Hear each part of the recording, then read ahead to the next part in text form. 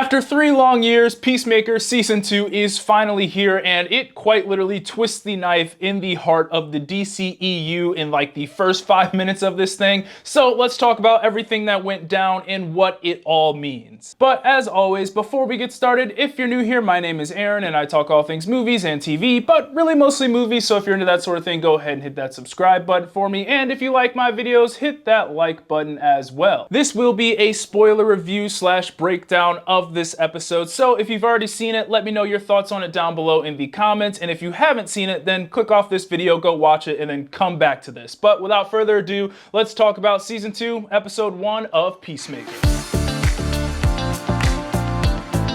So I really like what we got in this episode, and the ending actually kind of shocked me because it opened a lot of doors of where they can go with this thing, so stick around because I'm going to get to that at the end of the video. This episode starts with the retcon of all retcons when we get the Justice Gang showing up at the end of Season 1 instead of the Justice League, and then we get dialogue from Hawkgirl and Guy Gardner instead of the Flash and Aquaman. But the more important thing here is that Supergirl is there, which means Supergirl has been on Earth before the events of Superman, potentially running around and helping out the Justice Gang. But what's even more interesting here is that her movie is set to take place after the events of Superman, which means there is a 3-year gap where we really don't know what Supergirl was up to leading up to her appearance in the Superman movie. Superman mentions in his movie that she does like to go off to other planets and party, so she could have just been doing that for the past 3 years, but also the nerd in me likes to think there's something more there and that they hopefully explore those 3 years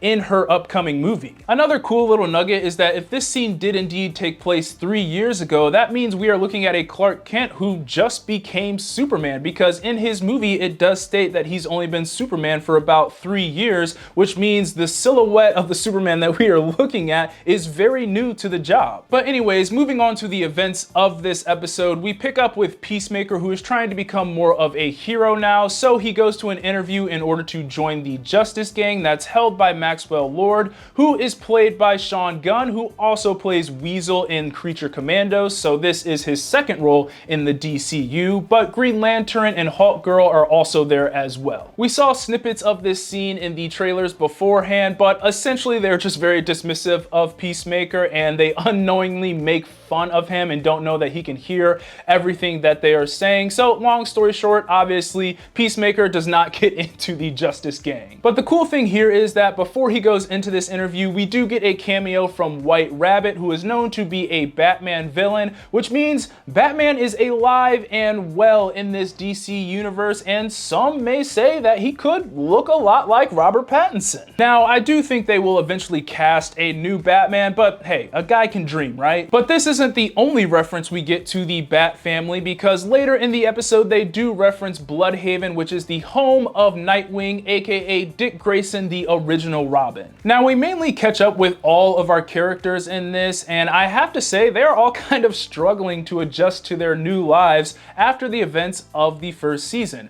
We obviously have Peacemaker, who is trying to turn the page and become a hero, but he also still has to deal with his trauma. And then we have Amelia Harcourt, who is diagnosed with toxic masculinity, which is kind of funny, but she also is still looking for a job. Leota has been separated from her girlfriend, and really the only two people who seem to be doing somewhat well is Economist, who is still at Argus, just like he was in Creature Commandos, and now he is helping Rick Flag monitor Peacemaker. And then we have Vigilante, who still works at the same restaurant that he did in that first season. But I think the characters that will get the most attention this season is Harcourt and Peacemaker. They tease that something happened between the two and that there might be something there, but they both deny it, especially Harcourt. But these two are in the same boat this season, as they are both kind of at their lowest. I mean, Harcourt goes to a bar to intentionally start a fight, which is the coolest scene in this episode, but she does all this to, I guess, work through her toxic masculinity, and she beats up a bunch of guys in the process, and it's absolutely awesome. But she eventually takes a beating and loses that fight, but after that fight we see her smirk, showing that she enjoyed it, which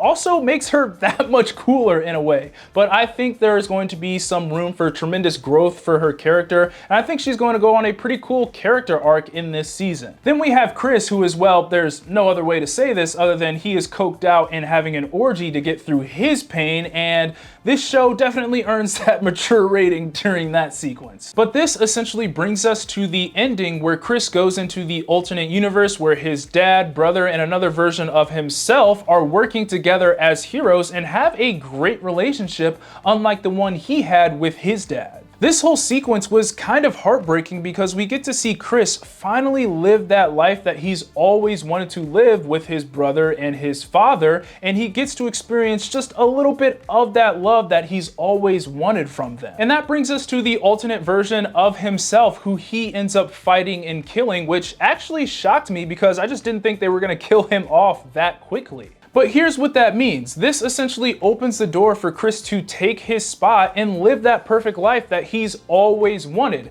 and also rekindle things with Amelia, who he learns is his ex in that universe. Everything he wants is now right there in front of him, and I think we're going to see him jump back and forth between these two universes as he takes the place of his alternate self. That is, until his alternate brother and father find out what he did, and I don't think things are going to end too pretty once they do. But this also raises a fun question, and that is, if there was an alternate universe where you could live that perfect life, would you take it? I think the best thing this episode does is not only humanizing our characters and setting them up to go on some potentially pretty cool character arcs, but there are also just so many possibilities and ways that they could take this thing, and that is what's going to make this season a lot of fun. So overall, I really like the direction of where this season is going, and James Gunn has said that there are going to be some pretty big DC cameos down the line in this show, so hey, maybe we could get a Superman cameo, but I do think it's probably most likely going to be Mr. Terrific, since the Justice Gang has already made an appearance in this show. But fingers crossed for Aaron Pierre's John Stewart / Green Lantern, because that would be awesome if he popped up in this thing. But let me know your thoughts on this episode, and if you're excited to see more. I don't know if I'm going to be able to go episode by episode and review this thing, but I will try to do one big review once this season finishes up. So with that, be sure to like, subscribe, comment, get your Eazy Apparel at shopeasyapparel.com. God bless, and I'll see you guys later. Peace.